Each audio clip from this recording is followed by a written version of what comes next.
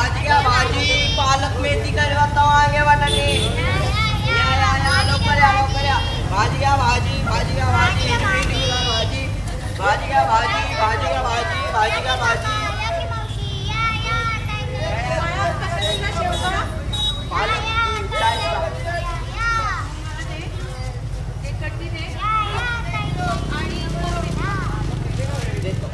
कोबी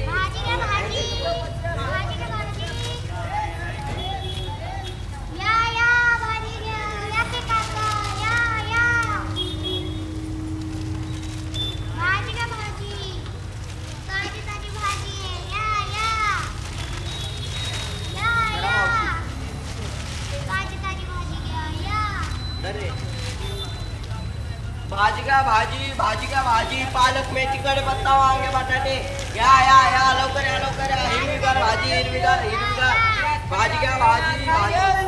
कशी दिली भाजी? या काकू वांगे 30ला पावशेर, बटाटे 20ला किलो आणि भेंडी 15ला 8 पाव. अरे आधी त्यांना विचार तर त्यांना काय हवंय, मग पैसे सांगायचे किती होतील ते. असू दे रे, काही नाही होत. आणि काय आज आई नाही आली तुमची? हो मग पल्लवी मैत्रीण आहे माझी बालपणीची.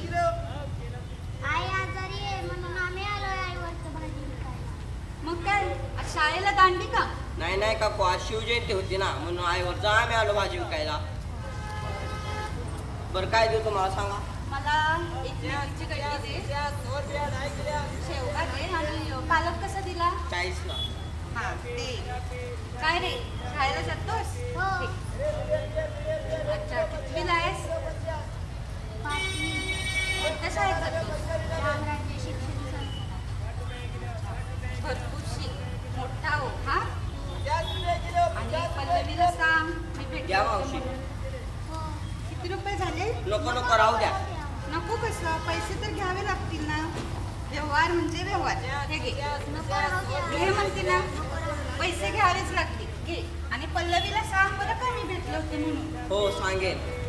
भाजी घ्या भाजी, भाजी घ्या भाजी, पालक मेथी कढीपत्ता वांगे बटाटे, या लवकर या. भाजी घ्या भाजी.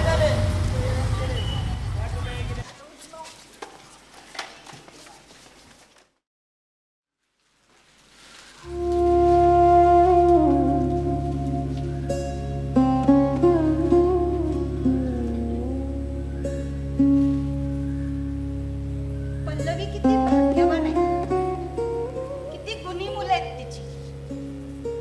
एवढ्या कमी वयात पण स्वतःची जबाबदारी किती छान समजून घेतात आणि त्यांच्या चेहऱ्यावरचं ते हसू पाहूनच मन प्रसन्न झालं.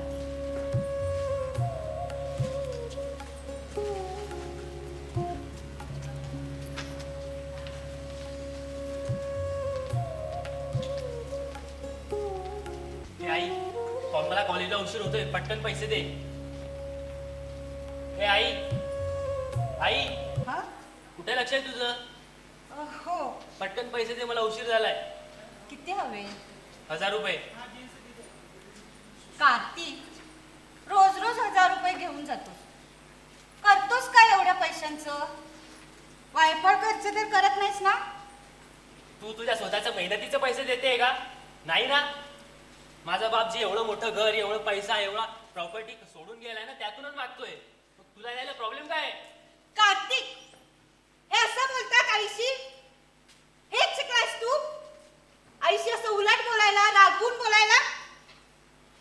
यार परत चूर झालं हिचं. ए दादा ये लवकर इकडे.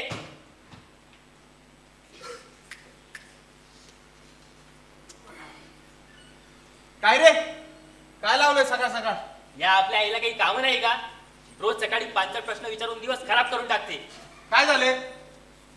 अरे रितेश, हा रोज रोज 1000 रुपये घेऊन जातो. ह्याला फक्त म्हटलं कशाला लागतात एवढे पैसे, तर बघ ना कसं बोलतोय माझ्याशी. अगं पण आई, तो तुझे पैसे वाया घालवतोय का? नाही ना, तो आमच्या बापाचेच पैसे वाया घालवतोय. घालवू दे ना. अरे अशी काय तुम्ही मुलं? आई आहे मी तुमची, एवढं तर विचारणार ना. ए किती पाहिजे तरी? 1000 रुपये. थांब एक मिनिट, आलो. रितेश, मला लागणार आहेत ते पैसे म्हणून काढून आणलेत? गप गे आमच्याच बापाचे रितेश? गप ए दादा दे लवकर, उशीर झालाय मला. अरे हे घे. थँक्स दादा. हा, निघतो मी.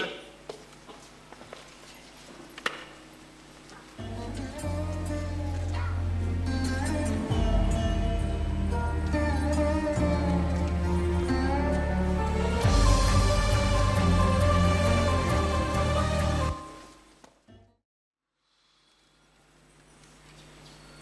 घ्या भाजी, घ्या भाजी, मेथी घ्या, पालक घ्या, गवारे, शेवगा घ्या भाजी. ओ दादा घ्या की भाजी. दादा घ्या, वहिनी खुश होतील. ओ काका घ्या की भाजी घ्या. ओ ताई घ्या की भाजी घ्या, ताजी आहे भाजी. भाजी घ्या. शोभा, ए शोभा, ओय शोभा, अगं लक्ष कुठे आहे तुझं? कवादरला हाक मारती. हो ग, ते जाऊ दे. तू सांग, तुझी तब्येत कशी आहे? बरं नव्हतं ना तुला? तुला माहितीये ना आजकालचं वातावरण, कधी ऊन कधी पाऊस, मग काय पडते आजारी. खरं आहे बाई तुझं. ते जाऊ दे, तुला झालंय काय? काय नाही ग, जाऊ दे. रोज घ्या दादा भाजी घ्या. अगं सांग की काय झालंय? रोज हसत हसत येती, आज शांत शांत आहे, काहीतरी झालंय, सांग की. पल्लू, अगं तुला तर माहिती आहे ना माझ्या मुलांचा माझ्याप्रती स्वभाव. त्यांचं ते चिडणं, त्यांचं ते रागावणं अगदी असह्य होऊन गेलंय सगळं. कशाला ऐकून घेती? दे हाकलून. तुला काय वाटतं? मी प्रयत्न केले नसतील का? पण काही उपयोग नाही. माझ्या हाती फक्त निराशा. माझी पोरं अशी असती ना, सुतासारखी सरळ केली असती, मानगुटीवरच बसले असते त्यांच्या. मानगुटीवर? अगं भूत आहेत ती दोन भूत, माझ्याच मानगुटीवर बसली म्हणे. मानगुटीवर माझ्याकडे दे पाठवून. नाही एका दिवसात सुतासारखी सरळ केली ना तर बघ. राहू दे तर, सोड. चल निघते मी आता, आवरायचे खूप मला. मला पण आवरायचं. भेटू परत. हा हा चल.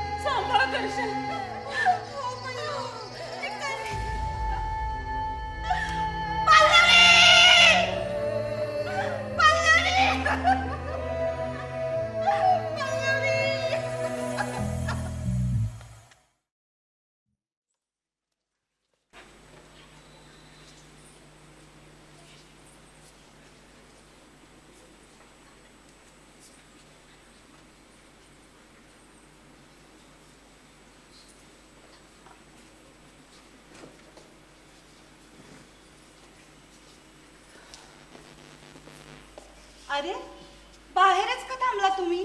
आत या ना.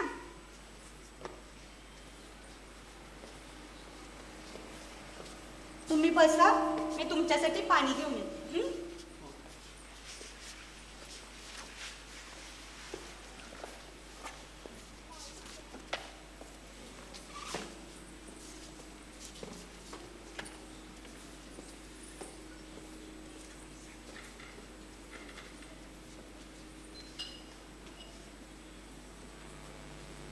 ए कोण आहे तुम्ही? इथे काय करताय?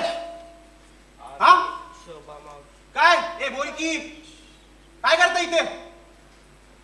कोण शिवलंय? हे आई हे बघ, भिकारी उचलेत घरात.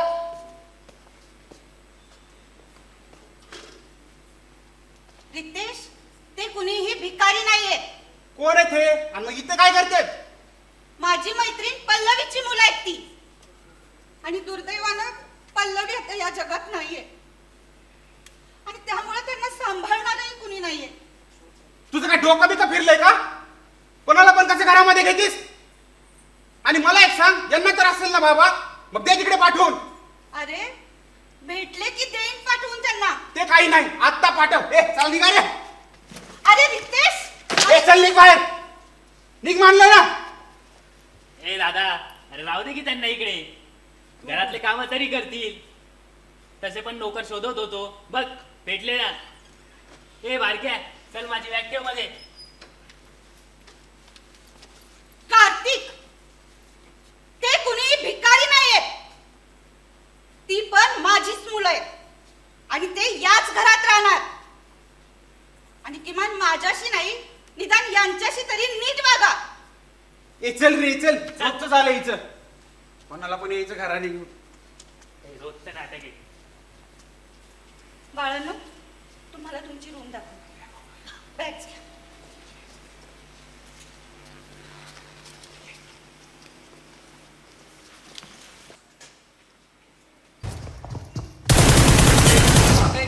घे घे घे लवकर घे. हा, घेतला घेतला आता तू घे.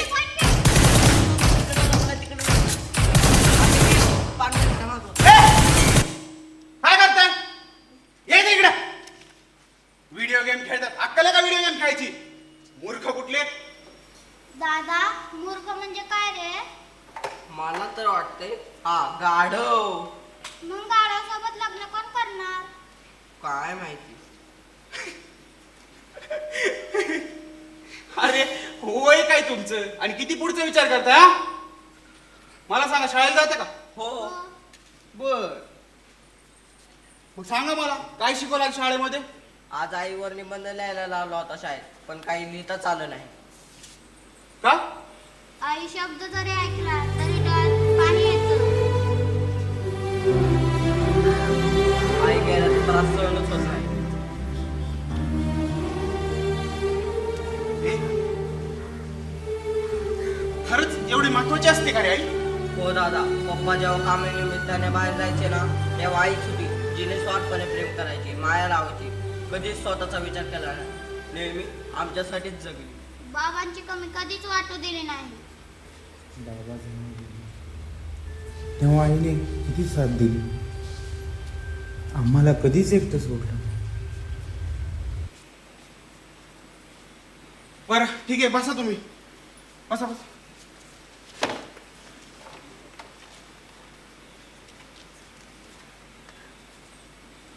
ठीक आहे, खेळा घे. घे घे घे.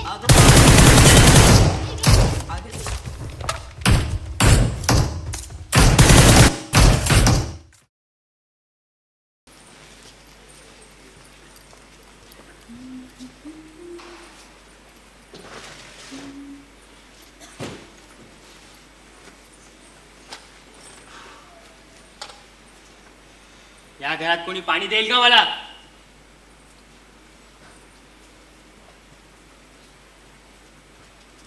दादा, पाणी. चला, तुला तरी काळजी आहे माझी. असं का बोलतोय रे दादा? मग कसं आहे ना बाळा, एवढे वर्ष इतकं सगळं करूनही जर माणसांना आपली किंमत नसेल आणि आपल्या वाट्याला फक्त तिरस्कार येणार असेल ना, तर अशा लोकांपासून दूर राहिलेलंच बरं. मग ती माझी स्वतःची मुलंच का असेना. मग का राहते सोबत? निघून जा ना, जसा बाबा गेला. हो तर त्याच गोष्टीचा फायदा घेता ना तुम्ही मुलं. तुम्हाला माहिती आहे, आई आपल्या मुलांना कधीच सोडून जाऊ शकत नाही. मग मुलं तिच्याशी कशी का वागेनात? जेव्हा आई त्या प्रकारे वागणूक देत असेल ना, तर त्या आई सोबत प्रेमाने बोलण्यात काहीच अर्थ नाहीये. असं काय वागले रे मी तुझ्याशी? काय चुकीचं वागले? कळूच दे मला आज. तुला आठवतं, बाबा जेव्हा 4 वर्षापूर्वी आपल्याला सोडून गेला, तेव्हा तू दादाला घेऊन निघून गेलीस. मला मामाकडे सोडलं. एकही वेळेस मला विचारलं की मला राहायचं आहे की नाही. एकही वेळेस आली आणि विचारलं मला की काय करतोय, कसं करतोय. नाही ना? अच्छा, या गोष्टीचा राग आहे तर तुला. कार्तिक, मग कधी विचारलं का नाहीस मला? का नाही बोललास माझ्याशी?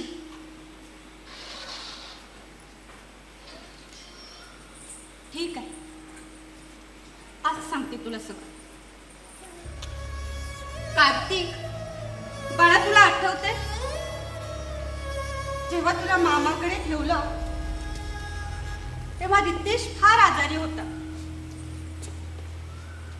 अगदी डॉक्टरांनीही त्याची गॅरंटी दिली नव्हती. नुकतीच मी तुमच्या बाबांना गमावून बसले होते. आता अजून कोणालाही गमावायची हिंमत नव्हती रे माझ्यात. रितेशची ती अवस्था पाहून माझं काळीच तीळ तीळ तुटत होतं.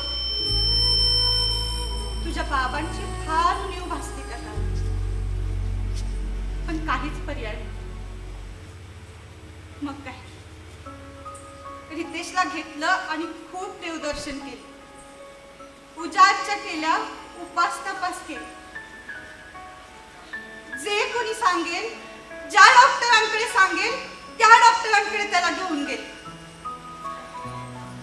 दिवसा त्याची काळजी आणि रात्री तुझी आठवण. देवाकडे दिवस रात्र फक्त एकच मागणं मागत होते, माझ्या रितेशला लवकर परत काहीच मागणार नाही तुझ्याकडे.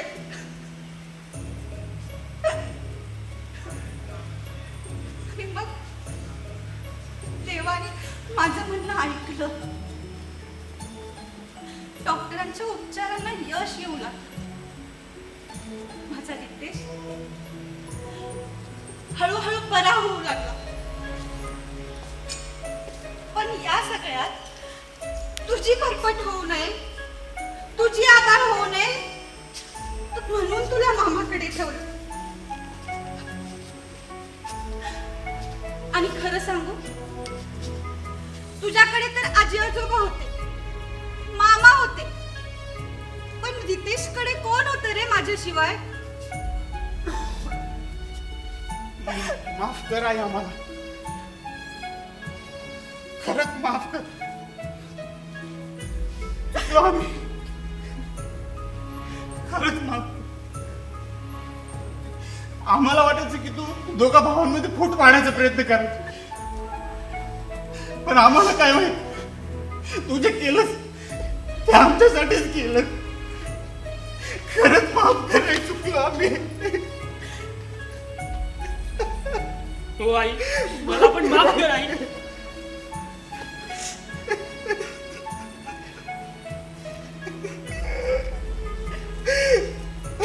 बाळांनो, तुम्ही या घरात आलात आणि माझी मुलं मला परत मिळाली.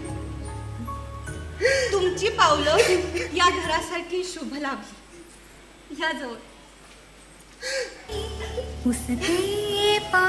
आता तुम्ही दोघांनी कुठंच नाही जायचं, इथंच राहायचं या घरात. माझी मुलं बनवायची. हो ना कार्तिक आणि रितेश? होय.